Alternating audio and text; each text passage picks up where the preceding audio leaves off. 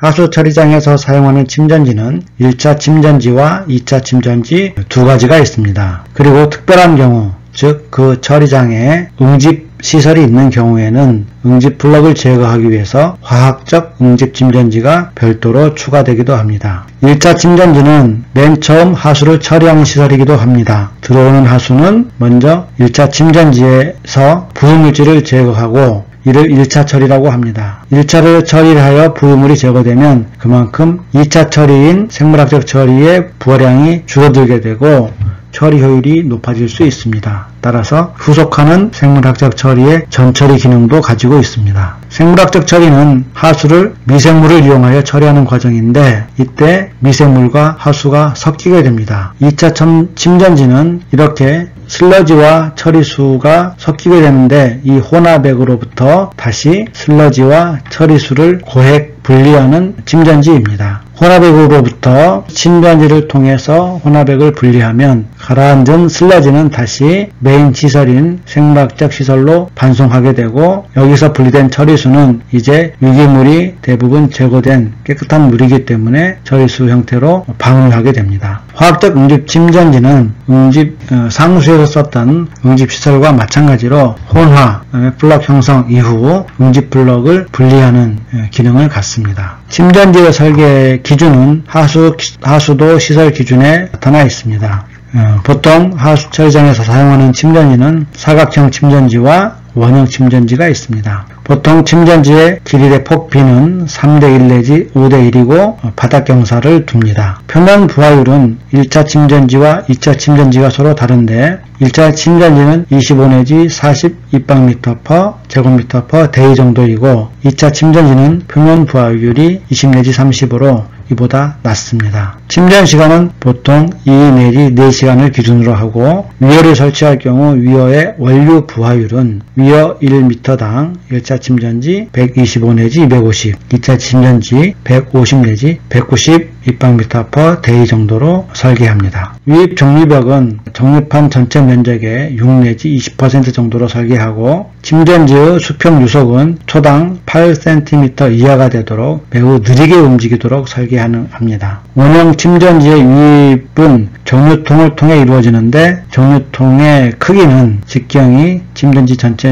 직경의 15 내지 20% 정도가 되게 하고 정유통은 수면 아래로 약 90cm 정도 들어가도록 설치를 하게 됩니다. 앞에서 침전지의 설계 기준을 설명했지만 사실 설계 기준이 어떻게 사용되는지 얼른 이해가 안 갈 줄 압니다. 예제로서 설계 기준을 사용한 설계 예를 보도록 하겠습니다. 예제 4.1입니다. 유효 수심이 3.5m이고 체류 시간이 3시간인 1차 침전지의 수면적 부하를 계산하는 문제입니다. 수면적 부하나 표면 부하율은 모두 같은 말입니다. 수면적 부하는 유량을 침전지의 수면적, 즉 Q를 A로 나눈 값입니다. 그런데 문제에는 유량도 또 침전지의 표면적도 주어지지 않았습니다. 따라서 이 문제에서 주어진 값으로 Q와 A를 유추해야 합니다. 만약 우리가 이런 장방형, 즉 직사각형 형태의 침전지를 가정한다면 그리고 이 침전지의 길이를 L, 수심을 H, 폭을 B로 가정해 보겠습니다. 그러면 이 침전지의 부피는 L 곱하기 B 곱하기 H가 될 것입니다. 유량은 바로 이 최적을 체류시간으로 나눈 값입니다. 따라서 이 유량은 이 부피를 체류시간 HRT로 나눈 값이므로 Q는 LBH 나누기 HRT 하게 되는데 문제에서 HRT를 시간으로 주었기 때문에 시간으로 주었고 보통 Q는 하루당 유량으로 계산하기 때문에 이를 24를 곱해서 하루당 유량으로 계산하게 할 수 있습니다. 그리고 두 번째 표면적 A는 L 곱하기 B가 됩니다. 따라서 이 Q와 이 A를 표면 부하율에 대입하게 되면 LS는 LBH 곱하기 HRT분의 24 나누기 LB 하게 되면 LB가 약분이 되고 HRT분의 H 곱하기 24만 남게 됩니다. 따라서 이를 대입하면 3.5 곱하기 3분의 24 하여 28m/day가 됩니다. 속도 차원인데 우리가 표면 부하율은 주로 유량 per 면적 per day 차원을 쓰기 때문에 이를 표면 부하율 단위로 나타내면 28m 삼승 per 미터제곱 per day가 됩니다. 물론 이 값을 28m per day로 써도 틀린 말은 아닙니다만은 가급적이면 부하율이기 때문에 단위 면적당 유량으로 표시해주는 이러한 방법이 더 적당하다 할 수 있습니다. 예제 4.2는 실제로 주어진 설계 기준을 이용해서 1차 침전지를 설계하는 사례입니다. 아래 조건에 따라서 일 최대 호수량이 2만 입방미터/day인 하수에 또 처리하는 1차 침전지를 설계하는 문제입니다. 설계 기준으로서 먼저 장방형, 즉 직사각형 형태의 침전지를 계획하였습니다. 그리고 지수는 두지로 설계하였습니다. 수면적 부하율을 40m 삼승 per 미터제곱 per day로 선정했고 길이 대 폭의 비율을 4:1로 그리고 침전 시간은 2.5시간 그리고 여유호를 50cm로 정했습니다. 위허를 설치하는데 위허의 부하율을 1m당 200m 삼승 per day로 결정했습니다. 그리고 정리벽을 두는데 정리벽의 개공비를 6%로 잡았습니다. 이는 앞에서 말한 설계 기준치 범위 내에서 이임으로 정한 값입니다.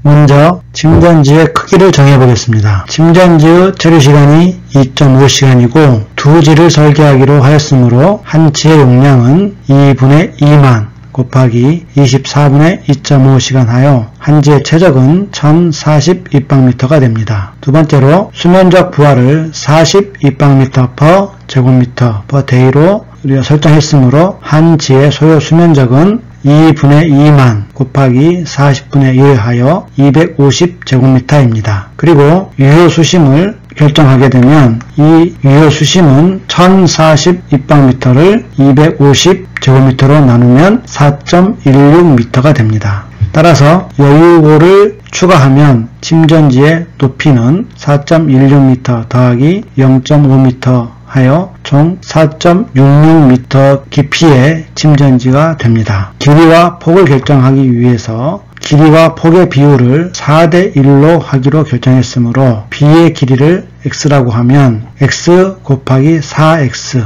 즉 면적은 250이 됩니다. 따라서 x는 7.9가 되고 이를 반올림하면 8m가 됩니다. 길이는 폭의 4배이므로 4 곱하기 7.9 하면 31.6 하여 마찬가지로 반올림하면 약 32m가 됩니다. 따라서 침전지는 길이가 32m, 그 다음 폭이 8m이고 깊이가 4.66m인 장방형의 침전지가 결정됩니다. 위허를 설계해 보겠습니다. 위허의 원료 부하율을 200 입방미터/day로 결정했으므로 한 지의 위허의 길이는 2분의 2만 곱하기 200분의 1 하여 총 50m의 위허가 필요합니다. 이제 위허를 설계하기 위하여 여러가지 형태를 고려해 볼 수 있는데 먼저 이 침전지의 폭이 8m입니다. 그리고 이 8m의 폭에 총 50m에 해당하는 위허를 넣기 위해 여러가지를 계산해 볼 수 있는데 지금 이 설계는 트러프의 폭을 30cm로 하고 여기에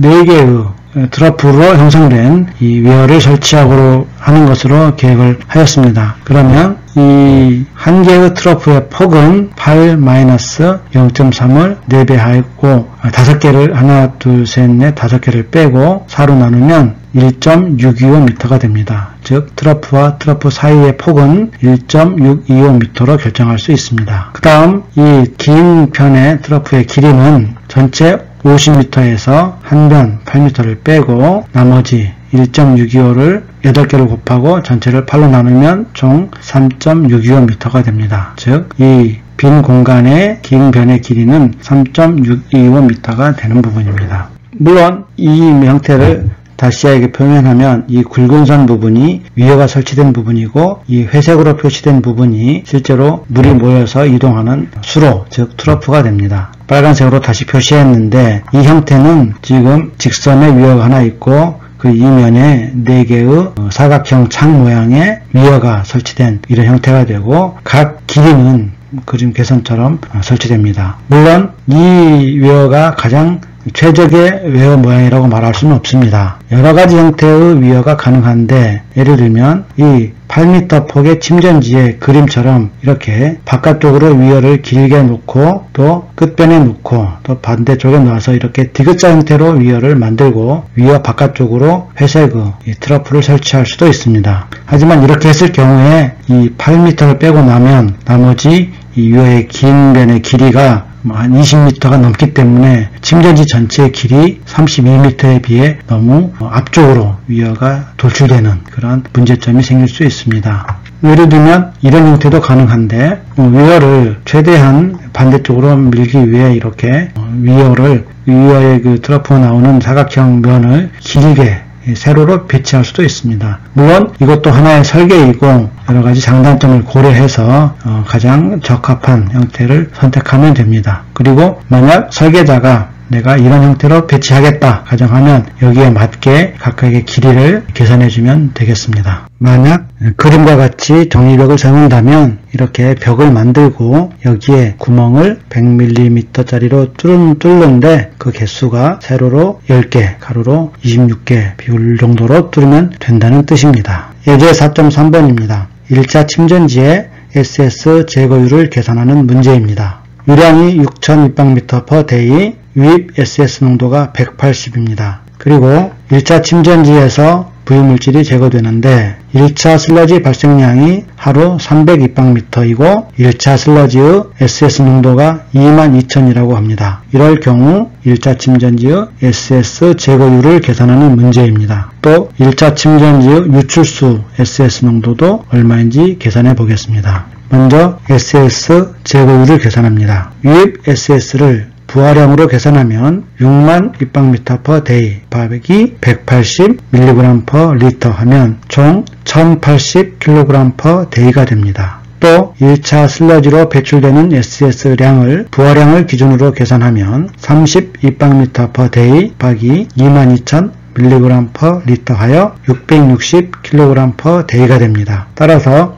1차 침전지의 SS 제거율은 1080에서 660kg이 제거되므로 퍼센트로 나타내면 61.1%가 제거된다고 말할 수 있습니다. 다음 1차 침전지 유출수의 SS 농도입니다. 먼저 1차 침전지의 유출량은 6000입방미터/day에서 슬러지로 30입방미터/day가 빠져나가므로 유출량은 5970입방미터/day가 됩니다. 그리고 SS 유출 부하량은 앞에서 계산했듯이 1080kg에서 660kg을 빼면 420kg/day가 유출수로서 부유물이 유출하게 됩니다. 따라서 농도는 부하량을 유량으로 나눈 값이므로 유출되는 SS 농도는 420 나누기 5970하고 이를 단위를 kg/m 삼승을 mg/L로 환산하면 총 70.4mg/L가 됩니다. 물질 수지로 나타내는 다음 그림과 같습니다. 즉 들어오는 유량은 6000이고 농도가 180mg/L라면 유입 부하량은 1080kg/day가 됩니다. 그리고 아래쪽 즉 1차 슬러지로 나가는